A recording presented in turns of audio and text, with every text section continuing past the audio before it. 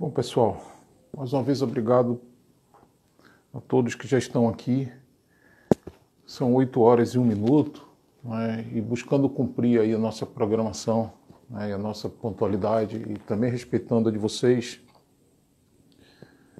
Então vamos iniciar aqui, né, a nossa palestra de hoje, a palestra tradicional das segundas-feiras, né, no Instituto Ceareiros da Luz. Hoje é dia 10 de agosto, né, de 2020.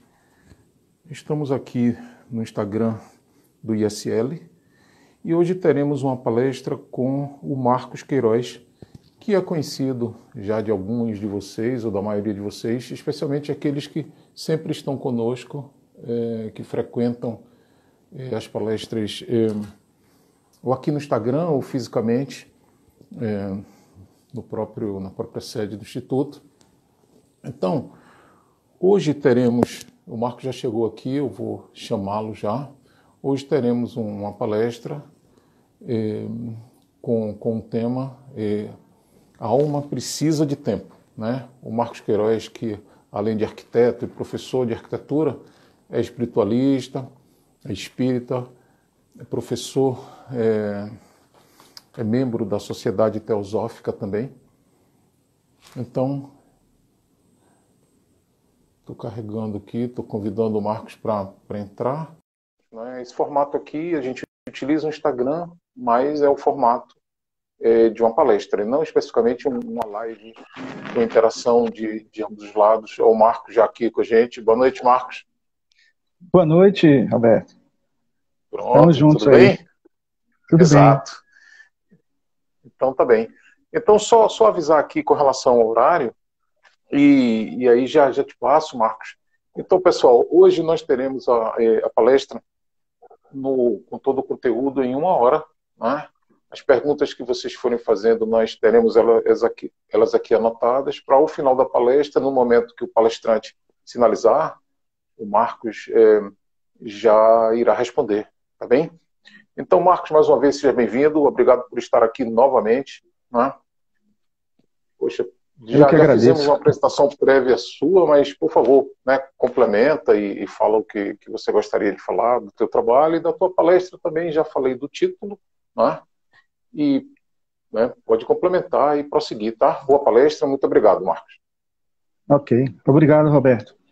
Bom, gente, eu saúdo a todos, espero que todos estejam bem neste momento, nessa situação que estamos vivendo agora, de termos que ficar em casa para poder mantermos o equilíbrio da nossa saúde, né?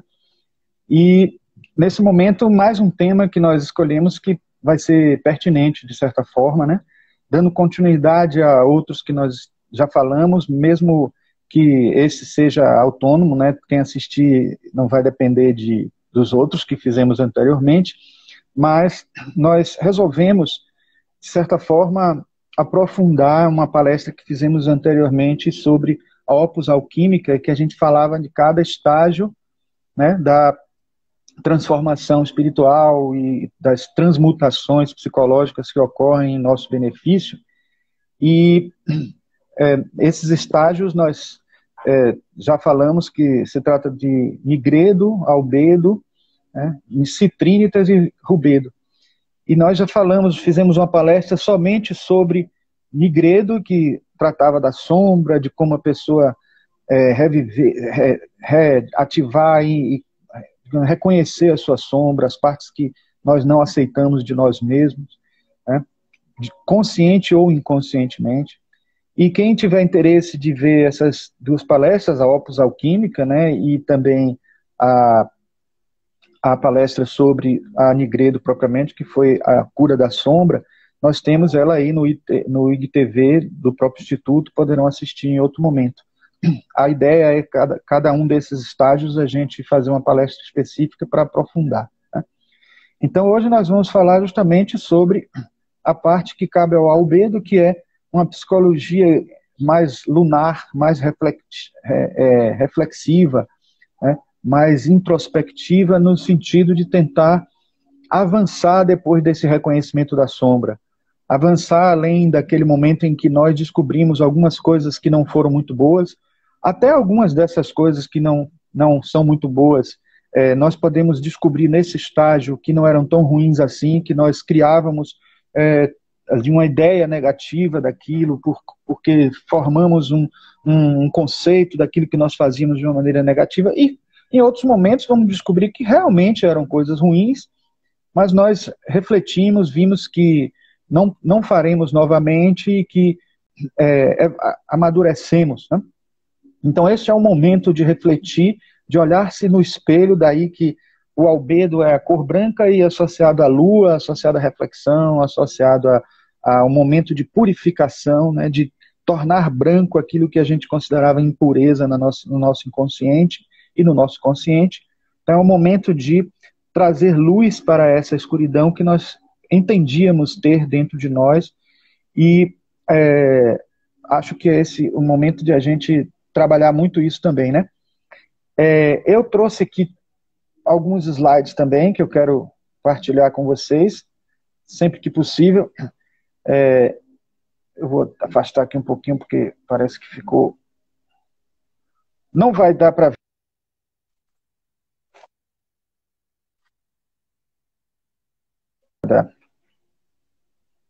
Não vai dar para ver muito bem o texto, mas eu vou tentar, dentro do possível, ler para vocês. Não estou conseguindo... Pronto, agora. Pronto. Então, assim, esse slide aqui está mostrando justamente a sequência de operações, né, através de ilustrações, né, aqui a nigredo, albedo, a citrinitas e a rubedo, né, só para lembrar a todos. Aqui novamente, né, mostrando os estágios, né, e a gente avisar que nós vamos falar especificamente desse estágio que é o albedo. Eu começo, né, falando para vocês que o conteúdo principal desta nossa palestra vem deste livro, né, A Alma Precisa de Tempo. E vocês vão entender por que este tema tem a ver com a albedo e muito, né? Porque é o tempo de recuperação. Pensem que, façam uma comparação de que a nigredo seria uma ferida, né? Que nós descobrimos, que nós não tínhamos visto, e quando a gente vê, começa a surgir a dor. Pense que assim, era algo que não aparecia a gente, e quando aparece, vem com a dor junto. Nós precisamos de tempo para recuperar essa ferida, né? Precisamos de tempo para fazer ela sarar, né? Vamos dizer assim. Mas nós temos uma vida muito acelerada e achamos que tudo tem que ser muito rápido. E aí eu trago neste livro, começando, né, para começar a nossa reflexão, neste livro tem essa passagem de Verena Kast, que é uma das junguianas que eu mais gosto, porque ela traduz tudo de Jung de uma forma bem mais fácil e bem mais do cotidiano e bem mais, assim, leve, né? Ela diz o seguinte, que a aceleração exige uma eficácia cada vez maior no mundo externo, mas também interno. Devemos fazer mais no mesmo tempo, cumprir mais compromissos ou sentir-nos culpados de perdermos um prazo. E existe também uma pressão de resolvermos distúrbios psicológicos rapidamente. Então a gente também entende que um problema que a gente tem, a gente vai até num terapeuta e acha que não está surtindo efeito, às vezes esse efeito leva tempo. E aí, no primeiro dia, segundo dia, terceiro dia, não vê resultado, aí não, vou largar, não está adiantando. Então, não entende que isso é algo que precisa ser elaborado, precisa ser trabalhado, né? Logo em seguida, ela diz assim, quando discutimos sobre a pergunta se um período de luto superior a 2 semanas já deve ser diagnosticado como um distúrbio depressivo, torna-se muito duvidoso se realmente estamos dispostos a dar o tempo necessário para as nossas almas se adaptarem a mudanças drásticas, como a perda das pessoas mais importantes em nossa vida. Então, muito pertinente essa fala dela, por isso que eu destaquei, porque no momento em que nós estamos perdendo muitas vidas, né, para essa Covid-19, a gente também tem que ter o momento, né, a gente já está num confinamento dentro de casa, sem aquelas atividades que nos animam, que nos dão dinâmica na vida.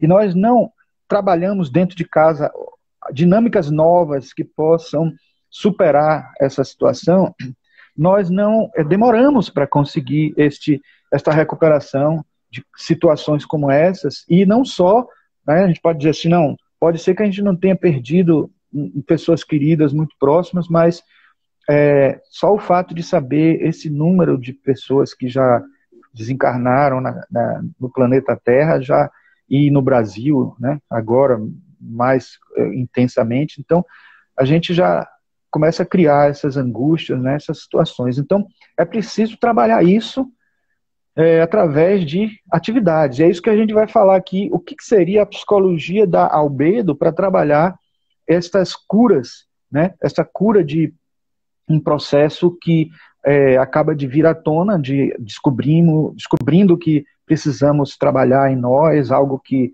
nos dói, que é algo que nós descobrimos em nós mesmos ou descobrimos que aconteceu a algum ente querido, né? Aí a pergunta que justamente Verena Castro faz o tempo inteiro é se damos à alma o tempo necessário para absorver as experiências da vida, tanto as negativas como as positivas. Então é preciso que a gente entenda que existe um tempo para a alma. O tempo da alma é um tempo muito mais lento, no sentido de que as apreensões que ocorrem na alma são apreensões muito mais produtivas. Cada ganho que ocorre da alma nem se compara aos ganhos da personalidade, porque os ganhos da personalidade são ganhos da experiência vivida na Terra, no plano físico. Cada experiência na Terra vivida no plano físico traz aquisições, mas nós estamos aqui num mundo que não é o real, né, o mundo nosso, de nós seres verdadeiros como entes espirituais, né? Então o que a gente vive aqui na Terra são experiências que vão trazer ganhos, benefícios produtivos para o nosso crescimento espiritual. Então existe o tempo da personalidade, do ser encarnado, e o tempo da alma, o tempo daquele ser superior que somos nós. Então, entender isso já é um caminho para a gente saber o que é que Verena Castro está querendo dizer com essa ideia de dar tempo à alma, que a alma precisa de tempo. Eu trouxe aqui uma coisa também relativa ao tempo de vida da gente na Terra, né? Isso é uma passagem de um filme chamado Remo, Desarmado e Perigoso. Esse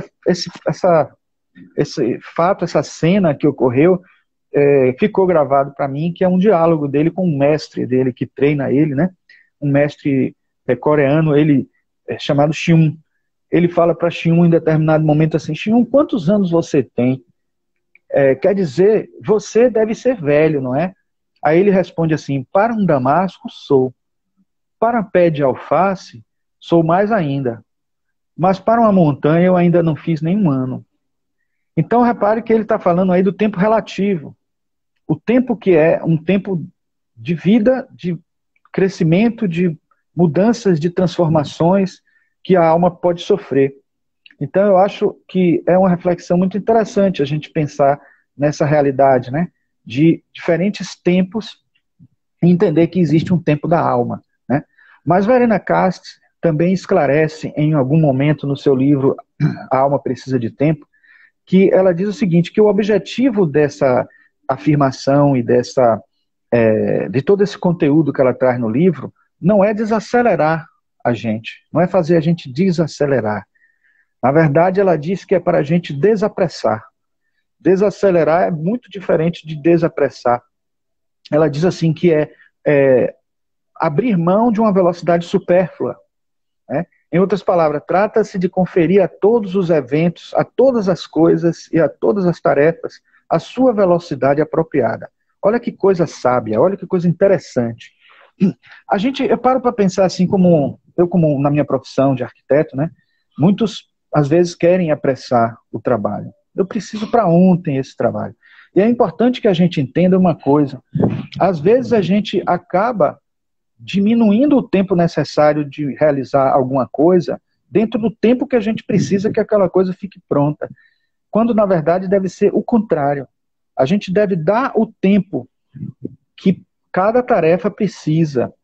Então, o tempo é que surge, a quantidade de dias, de horas, de meses, de anos, surge a partir da tarefa que está sendo solicitada. Muitos até dizem que é uma equação. Quando eu preciso de qualidade e de tempo, eu tenho que aumentar o preço. Mas por quê? Eu aumento o número de pessoas que vão trabalhar, eu aumento o número de horas que eu vou trabalhar fazendo, eu vou abdicar das horas de sono, eu vou abdicar de fim de semana. Agora, pense que uma pessoa que abdica das horas de sono e do fim de semana, ela também abdica da qualidade, porque ela vai ter que trabalhar em momentos em que ela não vai estar plena. Então, é importante que a gente perceba isso. E por isso é que a tendência que Verena Castro está colocando é de a gente tentar acelerar para encaixar dentro de um determinado tempo algo que muitas vezes levaria muito mais tempo para ser executado. Então é por isso que é importante que a gente tenha isso em mente, perceba que há uma diferença muito grande entre dar o tempo necessário para as coisas acontecerem. E o tempo necessário para as coisas acontecerem, quando se trata de um tempo da psique, do psicológico, é muito subjetivo. Você nunca pode dizer que, poxa, você demorou tanto tempo para conseguir se recuperar disso, você demorou tanto tempo para aprender isso, ou para fazer aquilo, ou para descobrir aquilo dentro de você. Não dá para poder calcular isso, nem comparar. Varia de pessoa para pessoa. Às vezes a pessoa demorou muito tempo para alcançar determinado objetivo que o outro alcançou rapidamente. Por outro lado, ela alcançou um muito rápido que o outro não. Então isso é muito subjetivo mesmo. Então, Verena Castro diz também assim, que as pessoas exigem de si mesmo um desempenho máximo porque estão, muitas vezes, concorrendo consigo mesmas, né? O tempo todo tentam provar-se a si mesmas por meio de sucessos, né? Mas nenhum desempenho consegue servir como prova de um esforço satisfatório. Nada é suficiente, né? Já que nunca somos bem o suficiente, nós nos pressionamos. Então, é importante que a gente perceba isso, se isso acontece, se isso é uma realidade. Existe uma outra obra também, que eu considero de grande importância, nós já falamos dela na palestra sobre Opus Alquímica, que é o livro de James Hillman, chamado Psicologia Alquímica. Neste livro, ele fala, tem um capítulo especial só sobre a albedo. Ele tem um capítulo para cada um dos estágios da Opus neste livro, e na albedo ele fala que a albedo ela é tipo uma psicologia do chakra laríngeo, né?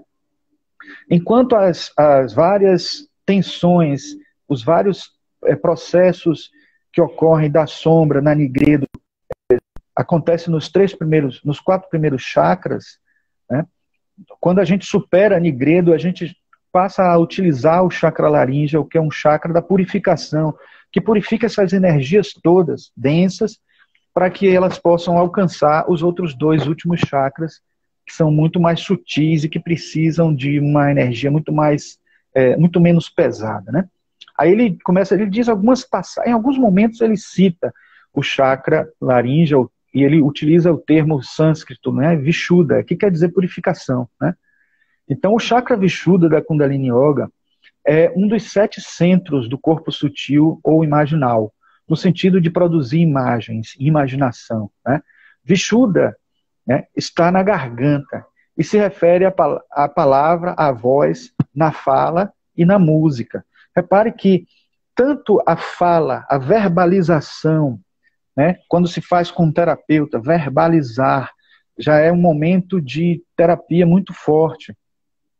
Muitos, às vezes, desabafam com um amigo. Ao desabafar com um amigo, também estamos realizando essa terapia da psicologia do Vishuddha, a psicologia do chakra laríngeo. Quando ouvimos o outro e descobrimos coisas que o outro nos dizem, que ele está conseguindo conquistar, ou coisas que ele está tentando superar e a gente não superou, também nos ajuda no nosso crescimento nessa fase, de a gente reconhecer de coisas que, né, por exemplo, nesse momento em que uma pessoa diz assim, que está muito triste pelas mortes de várias pessoas, e o outro ainda não sentiu isso, ela começa a se cobrar essa empatia, esse pensamento sobre os outros, né, e isso passa a ser uma reflexão, você se reflete naquilo, você em vez de projetar no outro, jogando para o outro suas mazelas, como era um estágio da sombra, de projetar seu lado negativo, você começa a absorver os lados positivos das pessoas. Então é um momento de espelhar. Então é por isso que a albedo é relacionado à lua, à reflexão, ao espelho, à prata, que é a prata do metal que é colocado no espelho, né? Então é importante que a gente lembre disso, porque o chakra laríngeo, ele é importantíssimo nesse sentido. É um chakra que também nos permite falar, nos permite ouvir, nos permite trabalhar a purificação dessas energias. Então a musicoterapia também é muito importante para essa fase. Ouvir música, cantar, né? É um momento de criar, de fazer, gerar em um estágio diferente do que a criação dos chakras básico e sacro, que é outro tipo de criação mais física, mais densa, a criação de outro ser humano, a criação de uma pessoa, aquela energia materna. Voltamos a uma energia materna de criação quando chegamos ao chakra laríngeo, porque a lua é feminina, a lua é a grande mãe, então está associada à grande mãe, ao aconchego, né, de uma mãe e tal, e o Vishuddha é esse momento de receber o aconchego ou de dar o aconchego, para que a gente possa superar os sofrimentos, né?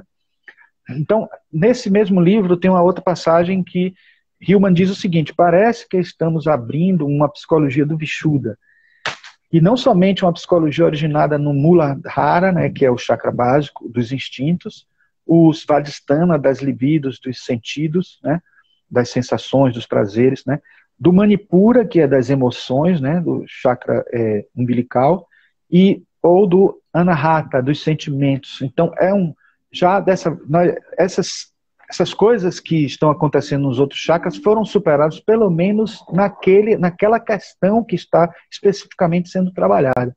Não quer dizer que quando a gente está nesse momento de purificar determinado fato que nos incomodava psicologicamente, não quer dizer que nós vamos nos tornar iluminados e evoluirmos de uma vez por todas, porque uma vez superado isso, outras coisas em paralelo estão sendo trabalhadas, estão na sombra ainda e precisam ser colocadas na luz. Então, a gente tem várias coisas simultaneamente sendo trabalhadas na nossa psique.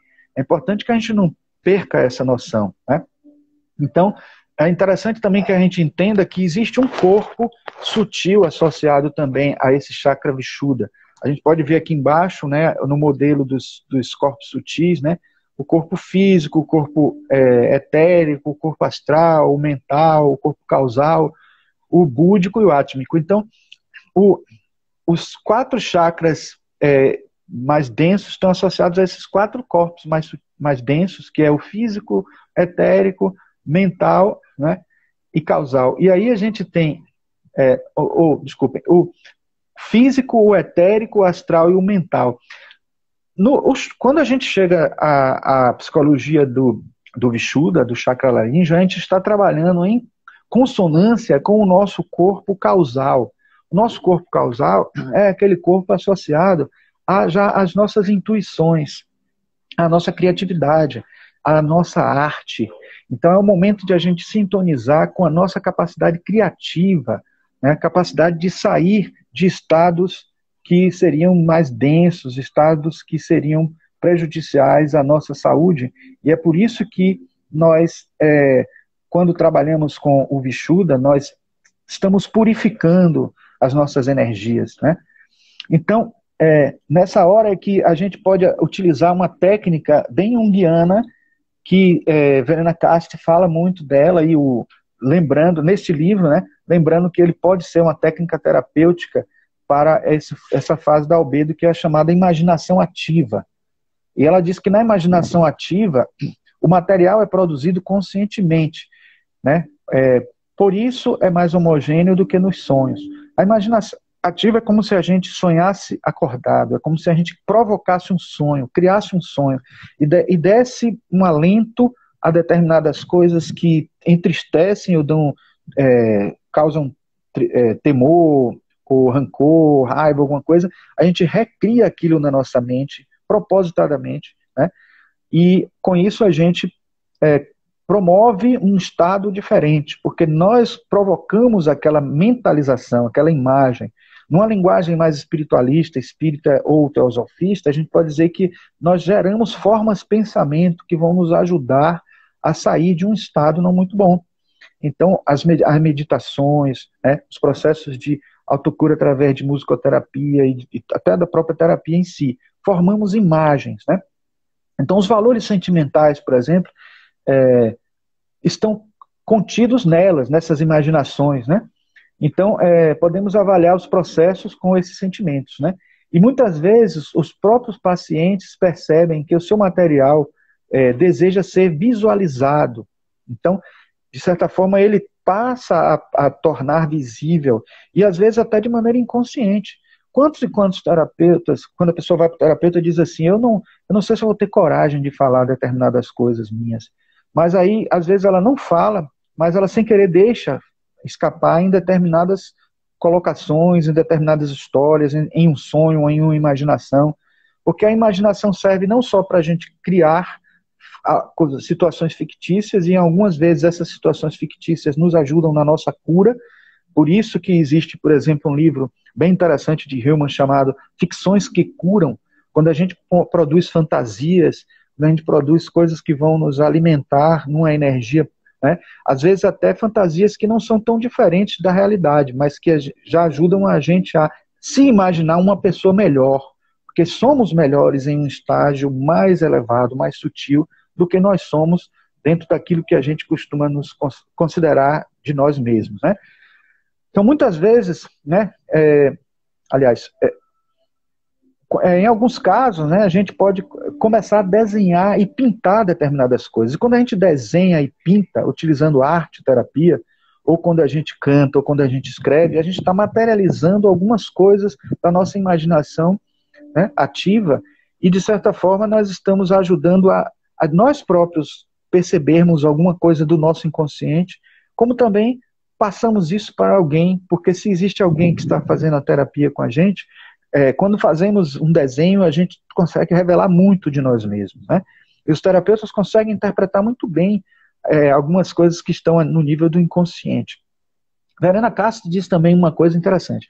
Quando lidamos com emoções, precisamos moldá-las e entendê-las, principalmente em situações em que as pessoas sofrem com seus afetos. Por exemplo, com seu medo, sua vergonha, ciúme, etc.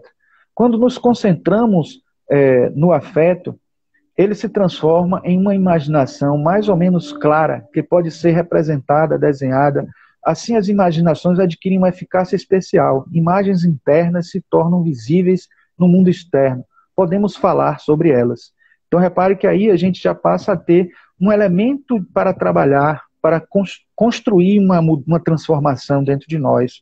Coisa que antes a gente escondia dentro da Nigredo, e depois, quando a gente trouxe à tona, a gente ficou triste e deprimido por descobrir aquilo que não é muito bom. Agora a gente desenha, a gente recria, a gente transforma em algo de uma maneira melhor, visto de uma maneira melhor.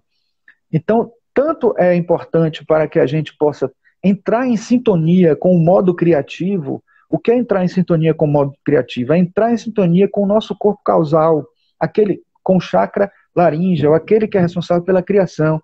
E aí a gente entrando em sintonia, a gente passa a ver e a enxergar de uma maneira mais sutil tudo isso, de uma maneira menos densa. E aí a gente consegue transformar aquilo que seria negativo em algo positivo. Aquela velha história de transformar o limão numa limonada, né? Nós já conhecemos de muito tempo. Existe ainda um outro fator bem interessante, porque nós contamos com a ajuda no nosso sistema físico, nosso sistema nervoso nos ajuda nessa hora, né? Repare o que Verena Castro diz, só para lembrar uma coisa que a gente já sabe, mas que vai ser bem pertinente lembrar agora, né? A força da imaginação humana pode iniciar mecanismos semelhantes aos que são ativados por remédios. A força da imaginação pode ter um efeito sobre o cérebro. Ela pode provocar mudanças biológicas no corpo. Numa tomografia por emissão de pósitrons, né, os pesquisadores viram que o efeito placebo provoca a liberação química de dopamina no centro de recompensa, chamado também de centro de expectativa. O centro de recompensa entra em ação quando antecipamos algo belo, quando esperamos algo positivo. Pense aí que muitos cientistas descobriram que até quando a gente imagina que está comendo alguma coisa, a gente libera aqueles hormônios que seriam de alguém que está realmente comendo. Se a gente imagina algo positivo, a gente libera os hormônios que são responsáveis por manifestação de quando a gente está fazendo aquilo mesmo. Então, a nossa imaginação criativa, a nossa imaginação ativa, ela produz esse efeito de transmutar a gente para um estado mais elevado de consciência. Então, é importante que a gente tenha em mente isso, porque este é o momento de fazer a luz refletir. Nós ainda nesse estágio não temos nossa luz própria, porque é um estágio lunar, é um estágio em que a gente ainda usa referências de seres espirituais, de Jesus, de Buda, de Krishna, como referências, trazendo a luz de outros, que na verdade é a nossa própria luz num estágio mais elevado. Somos nós mesmos num estágio mais elevado, né? Que nós somos deuses, né? O Jesus Cristo já disse isso para nós, mas nós nos enxergamos aqui na Terra ainda como seres que refletem a luz, né? Dessas mais elevadas entidades, né? Mas estamos construindo isso, estamos construindo essa realidade. Dentro dessa perspectiva de entender o tempo da alma, nós temos que lembrar a figura desses monges aqui, monges tibetanos, que estão aqui realizando essa tarefa que leva às vezes 3 meses. Imagine você levar 3 meses fazendo uma mandala dessa, toda de areia colorida, e depois que fica pronta, você desfaz ela toda. Então, é um exercício tremendo de acabar com o apego, né? E o exercício de saber lidar com o tempo da alma, de saber lidar do tempo da construção daquilo que a gente precisa promover aqui na Terra. Então, a arte-terapia e o processo criativo de produzir coisas como essas, né, estão associadas a esse tema que nós estamos falando. Então, fazer uma mandala é tentar se retratar através de uma pintura, de um círculo. E é sempre interessante lembrar o que Jung fala das mandalas, né? Que ele diz que ela representa o self, né? Que é o centro da consciência, incluindo aí o consciente e o inconsciente, o centro do ser, né? O self. Ele é o centro e a periferia ao mesmo tempo, então ele é o todo, é a totalidade. Quando a gente olha para o centro, a gente está vendo a nós mesmos. Quando a gente faz uma mandala, a gente escolhe um desenho e pinta, mesmo que seja um desenho feito por outra pessoa, mas a gente escolhe e pinta, a gente está tentando se retratar e está realizando uma terapia fantástica, né? É interessante de ver que nos livros que tratam da mandala, os vários autores dizem que experimentaram várias outras terapias com algumas pessoas que estão num estágio muito de depressão ou de estádios não muito bons, né, da psique.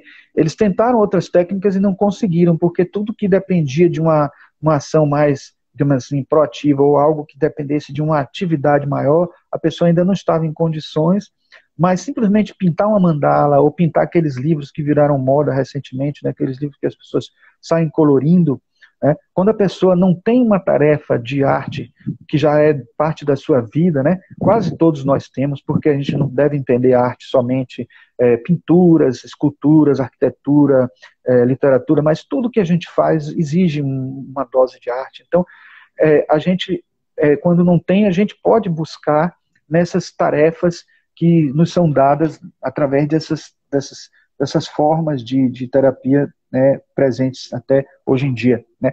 É interessante porque, para a gente entender se a gente está realizando uma tarefa criativa que serve como terapia para nós, é só a gente ver se a gente está percebendo o tempo passar ou não.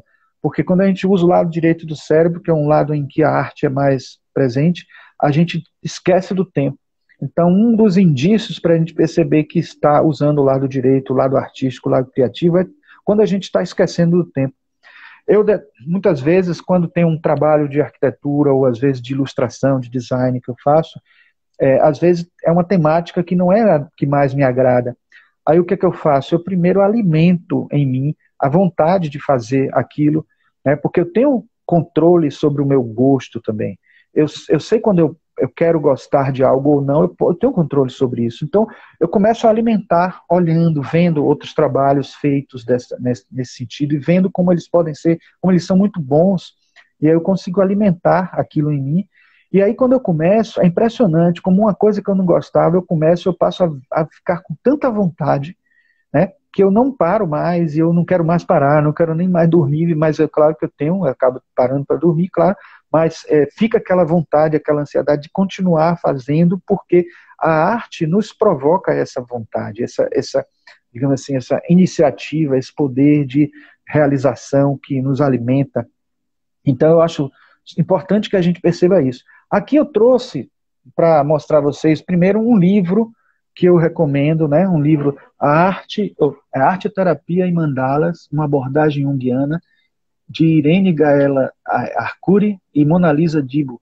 Esse livro é o relato de várias experiências delas como terapeutas de arte e tudo, e mostrando várias situações em que a arte foi útil. E do lado aqui uma mandala que eu fiz. Na verdade eu peguei uma ilustração já existente de mandala e resolvi fazer com as cores, né, cores contrastantes, né, o violeta e o amarelo, e acabei fazendo isso. Para mim eu fiquei experimentando comigo mesmo, fiz várias, né, essa eu trouxe porque eu achei ela mais leve, né, que com esse fundo colorido ficaria interessante, e eu acho que, quando eu fiz essa experiência, eu vi justamente como é que funcionava em mim, se era terapêutico, e eu senti realmente aquela mesma sensação de estar fazendo uma coisa que me agradava e que produzia algo positivo em mim mesmo, né? A Venena Cast também tem um livro que saiu publicado recentemente no Brasil, pela editora Cutrix, que é esse Jung e a Psicologia Profunda, um guia de orientação prática. Esse livro eu recomendo, muito bom esse livro você lê numa sentada, e é um livro que destrincha a psicologia junguiana, trabalha de uma maneira bem profunda, mostrando como a psicologia junguiana pode ser útil para a psicoterapia e para o crescimento espiritual, né? Em muitos momentos ela traz essa abordagem mais espiritual também. E ela tem essa passagem que é bem ligada a essa parte da criatividade, então eu acabei trazendo também. Ela diz, para Jung, há um princípio criativo que determina tudo o que existe no mundo. Olha só, veja que aí ele já está mostrando justamente essa visão mais profunda. O indivíduo precisa estar conectado a esse princípio, que também atua no físico e no emocional do ser humano. Assim ele viverá em uma atitude criativa, e estará ligado a seus recursos, e suas forças autorreguladoras poderão ser eficazes. Por certo, isso vale não apenas para um processo de individuação induzido por terapia, mas também para a vida de cada indivíduo. Repare que, com essa frase, ela está mostrando que quase que não existe uma divisão tão forte entre o processo terapêutico psicológico e o processo de evolução espiritual. Porque, no fundo, aquilo que vale como um caminho de trazer, de sintonizar com o lado criativo, sintonizar com o mundo da criação, é sintonizar com o divino, é sintonizar com Deus, aquele que criou, que nos criou. Então, essa é a energia de criação que está no chakra laríngeo, e que nos ajuda a purificar essas energias para, logo em seguida, agregar aos outros chakras, né? Frontal e o coronário, que são justamente os que correspondem aos próximos estágios que nós vamos falar, que é o estágio do despertar da consciência, né? Esse estágio aqui da citrinitas, e o estado associado ao chakra coronário, que é o estado da rubedo, que é o momento da iluminação interior, né? Da conexão com o divino, né? Então é importante que a gente perceba como é esse caminho e entenda essa sequência dessas psicologias presentes em cada nível de energia que nós temos presente no nosso organismo espiritual, no nosso organismo mais sutil, né? E para a gente partir para a fase seguinte, que é uma fase de perguntas, eu queria só mostrar também aqui, para a gente fechar essa minha fala, uma arte que mostra um pouco já essa sequência, né? A nigredo, albedo, citrinitas e o rubedo, numa outra arte que eu ainda não tinha mostrado, que eu encontrei recentemente. Na verdade, nessa arte não tinha os citrinitas, eu que incluí aqui, porque muitos autores não levam em conta. O próprio Jung, ele trouxe para a gente essa noção de que alguns alquimistas acrescentaram por perceber fazer falta essa fase mais mercuriana, né? Porque a fase da Nigredo é uma fase saturnina, a fase da Albedo é mais lunar, né? A fase da Citrinitas é mais mercuriana e a fase da Rubedo é a fase mais solar. Então, é importante que a gente considere essas fases todas e até entenda que são estágios, porque com isso a gente percebe também que determinadas coisas vão passar na nossa vida e que a gente vai passar para um estágio seguinte. Lembrando sempre que isso acontece em várias situações de nossa vida, não só na vida como um todo, né? Mas em cada situação que a gente precisa resolver, melhorar, evoluir, sublimar na nossa existência, né? Então é importante que a gente perceba isso. Eu trouxe aqui, por último, um slide que é uma recomendação bibliográfica, né, para vocês.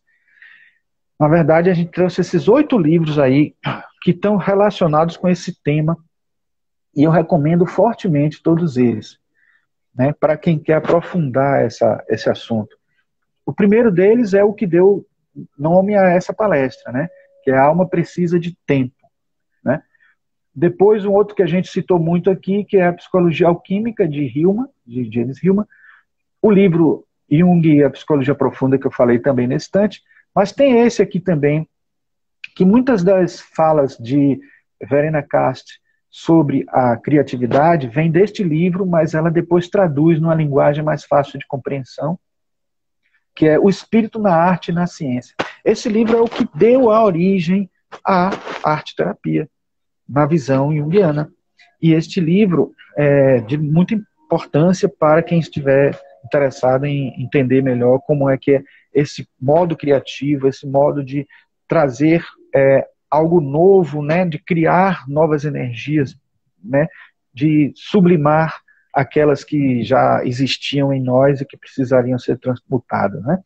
Aqui o arte-terapia, né, e mandalas que eu falei nesse instante, e esses outros 3, eu até citei esse último aqui, que é Ficções que Curam, que falam justamente das pessoas que gostam de, por exemplo, escrever história, às vezes até escrevem histórias baseadas até em mitologias, e vejam que as próprias mitologias foram histórias, foram ficções que utilizadas no passado para tentar promover fantasias e que elas também retratavam realidades interiores nossas, né?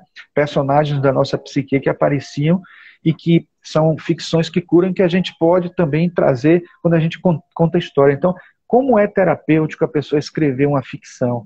De certa forma, até desabafando algo, ou retratando algo da nossa própria vida, ou da vida de outras pessoas, e que a gente gostaria de ver descrita de uma maneira nova, de uma maneira diferente, e até resolvida de uma maneira diferente, ou mesmo se resolvida de uma maneira negativa, ela está ali percebendo assim, poxa, a minha vida ainda é melhor que essa que eu estou criando. Então, é sempre interessante que a gente manifeste aqueles sentimentos, né, que estão presentes dentro de nós e manifeste da melhor maneira possível para que a gente possa expurgar algumas coisas negativas e criar outras de fantásticas, né, com esse modo criativo.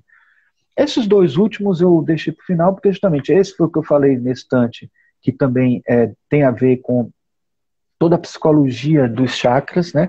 Então é a psicologia do Kundalini Yoga. Nesse livro a gente tem aí seminários que ocorreram em 1935 de Jung, juntamente com um indólogo, né, que estudou a Índia, a filosofia indiana, e ele falou primeiro dos chakras na visão do hinduísmo, né, e do yoga, e depois Jung tentou trazer isso para a psicologia profunda que ele estudou. E aí é interessante entender que nessa hora foi que surgiu também essa psicologia que o Hillman falou o tempo inteiro, que é a psicologia do chakra laríngeo, né, do Vishuddha, né?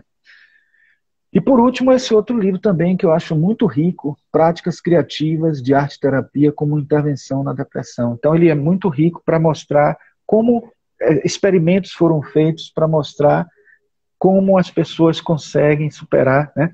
Usando principalmente até nesse caso aqui, técnica de a pessoa pintar na própria mão, com tinta lavável, né? retratando na própria mão realidades que a pessoa pode ver. Por isso que o subtítulo é Memórias da Pele, e que as pessoas costumavam fazer essa terapia de pintar na mão alguma realidade que a pessoa poderia ver o tempo inteiro, e aquela arte estaria literalmente à mão para que a pessoa pudesse ver. Claro que depois, quando ela achasse que o efeito foi suficiente para atender a ela lavava e fazia outra arte, outra pintura. Então, gente, chegamos a mais ou menos, faltando uns 13 minutos, né? Eu queria deixar livre para as perguntas. Eu até achei que eu ia precisar de um sinal de Roberto para eu poder lembrar, mas eu já, dessa vez, preparei uma apresentação com um tempo mais curto mesmo, para poder dar para a gente ter um tempinho para as perguntas de vocês, certo? Repete o nome Passou rápido, eu não vi. Repete o nome do segundo e do sétimo, professor. O segundo livro do sétimo livro. Psicologia Alquímica, será que é esse? De James Hillman, né? O sétimo é das práticas criativas, né? Práticas criativas de arte e terapia como intervenção na depressão, de Cristina Pinto Lopes. Esse livro de arte e terapia é muito interessante. Bom, aí podemos deixar para... Tem a segunda pergunta aqui, né, Marcos? Tem uma pergunta aqui do MR Boaventura. Boa noite, Marcos. Há exercício que podemos fazer no dia a dia para trabalharmos positivamente chakra laríngeo? Que posturas podem bloquear nossa potência criativa? Então, na verdade, os exercícios para o chakra laríngeo dependem muito de como nós estamos nesse estado psicológico. Se somos pessoas que não têm nenhuma limitação, podemos simplesmente escolher a melhor forma de arte que nós gostamos de fazer, que nos agrada, né, para não só produzir algo que seja útil para a sociedade. Por exemplo, quem gosta de escrever, eu mesmo gosto de fazer história em quadrinhos. Quando eu tenho tempo vago, eu faço desenho, história em quadrinhos. Ou então você pode fazer ilustrações, pinturas, desenhos, são formas de arte, né? Você pode também fazer designs criativos. Eu me divirto, gente, fazendo cartazes para palestras. Eu faço os cartazes das palestras de teosofia, e aquilo ali é uma terapia para mim. Bom, mas claro, existem pessoas que não têm essa, digamos assim, esse poder esse momento de poder escolher coisas, né, e um poder de decidir sobre o que vai fazer em determinado momento, até porque elas estão, digamos assim, bloqueadas em uma série de coisas. Talvez elas possam começar por formas de criação menos ativas. Foi isso que eu falei. Então, por exemplo, a própria pintura de formas já daquelas figuras que a gente pinta é uma forma, ouvir música, conversar com as outras pessoas. Conversar com as outras pessoas é uma terapia do Vishuddha, é uma terapia forte, porque não precisa ser necessariamente um terapeuta, não precisa ser um psicólogo junguiano, não precisa ser um psicólogo lacaniano. Você conversar com um amigo, você já está liberando, né? Porque uma das coisas mais perniciosas para o chakra laríngeo e que cria bloqueios, que isso foi uma das perguntas, inclusive, não é a única coisa que cria, mas uma das que mais cria bloqueio é quando a gente guarda segredos.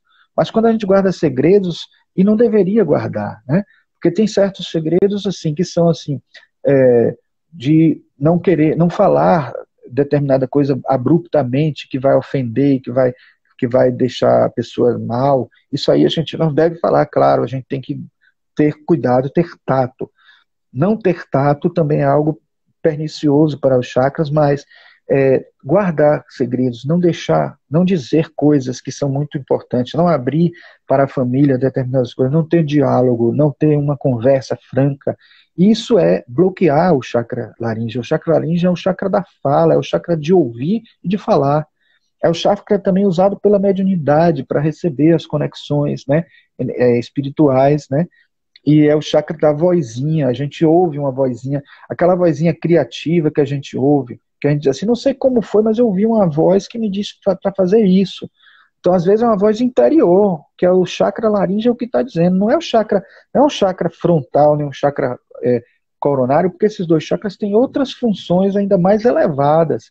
Então, de ouvir uma vozinha do outro, de um ser espiritual, de um auxiliar invisível, ou de uma voz interior de você mesmo, do seu eu superior, isso acontece através do chakra laríngeo. E eu explico até para vocês por quê.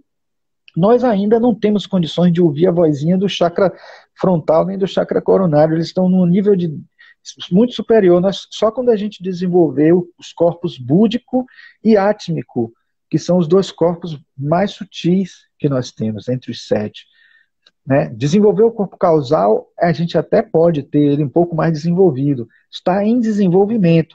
No momento no nosso estágio evolutivo da Terra, nós estamos desenvolvendo o cardíaco, o cardíaco e o corpo mental. Mas o corpo causal já está em fase de desenvolvimento e a gente já tem vislumbres.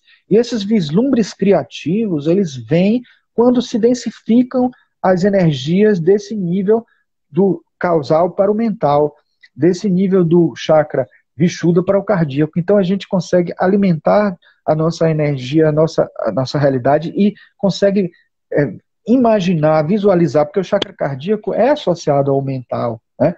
O chakra cardíaco é o que gera as formas de pensamento pela emoção e pelo astral, e pelo que é o emocional, e pelo mental. Então é aí que a gente molda, a gente forma as nossas realidades e a gente materializa os símbolos que vão ser depois interpretados. Então é interessante que a gente entenda esse mecanismo, porque a gente passa a compreender uma série de coisas que acontecem na nossa vida, uma série de coisas que a gente pode melhorar nesse nosso desempenho na realidade da vivência no mundo. Né? Tem mais alguma pergunta aí? Perfeito. Sim, Marcos. A Leti.Rocha te pergunta aqui, já Letícia estudou sobre Rocha. Theta Healing? Olha, muito pouco. Eu não poderia falar muito sobre o Theta Healing, mas eu sei que, de certa forma, é uma busca de um estado alterado de consciência em que a gente vai realmente a níveis mais sutis, né, alcançando o nível Theta, que não é muito habitual a nós, e com isso a gente alcança benefícios fantásticos. Mas não poderia falar muito porque não aprofundei no assunto. Né? Mas sei que é uma terapêutica muito eficiente, muito positiva. Perfeito, Marcos. Bom, do ponto de vista de pergunta, especificamente, não temos nenhuma outra. Várias participações e, assim como elogios, né? Algumas colocações aqui, excelentes informações, mas não tem nenhuma outra pergunta. Caso queiras, então, nós temos ainda mais ou menos 5 minutos. Se você quiser aproveitar Vou aproveitar para fazer uma propaganda das próximas que nós vamos ter, que é a continuidade do trabalho. Nós teremos, depois dessa, nós vamos ter, não sei que data ainda, porque vamos combinar, mas nos próximos 2 meses, né, a gente vai ter o despertar da consciência e os poderes psíquicos latentes. O que corresponde ao chakra frontal. O despertar da consciência, uma atitude bem mercuriana, né? Então é a energia de Mercúrio, a energia do Deus da comunicação, então é uma comunicação com o mundo espiritual muito mais profunda aqui, né? Com o eu espiritual, com essa glândula que está aqui, né? A glândula hipófise, então que como é? A pineal, né? A gente tem a epífise, né? É a hipófise ou pituitária. Então, a pituitária ou hipófise é a que trabalha com o despertar da consciência, né? E com esses poderes psíquicos. Então, vai ser o tema da próxima, que é esse, despertar da consciência e os poderes psíquicos latentes.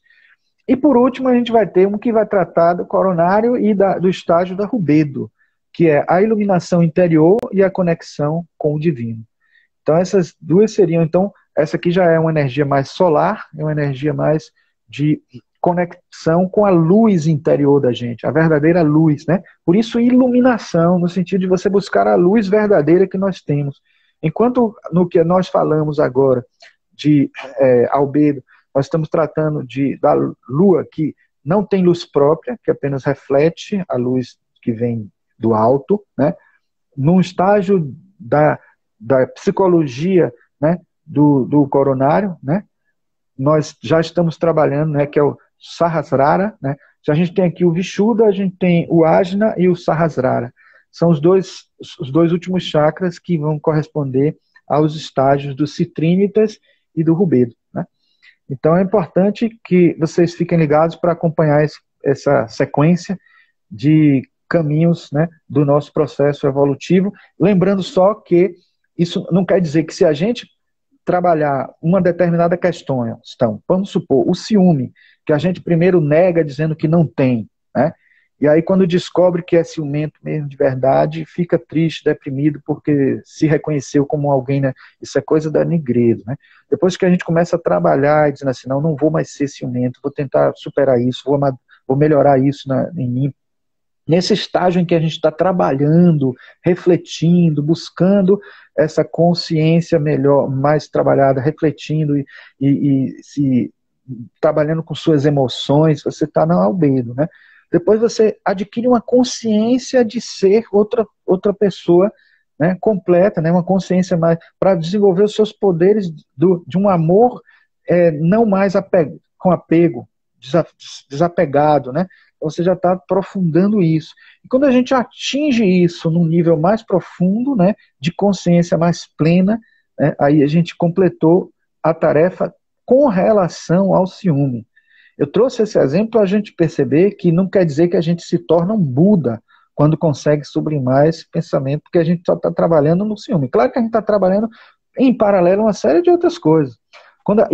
Outra coisa que pode acontecer, às vezes a gente pode alimentar, né, uma situação que, assim, tudo que surge na nossa psique, né, ela pode, assim, depois, né, da sombra, da Nigredo, ela pode se tornar uma coisa, né, quando ela surge e a gente começa a trabalhar, ela sempre vai ter algo que pode ser benéfico, mas a gente às vezes pode também resistir a essa situação benéfica, fazendo com que que a gente crie justificativas para aquilo que a gente está fazendo, né?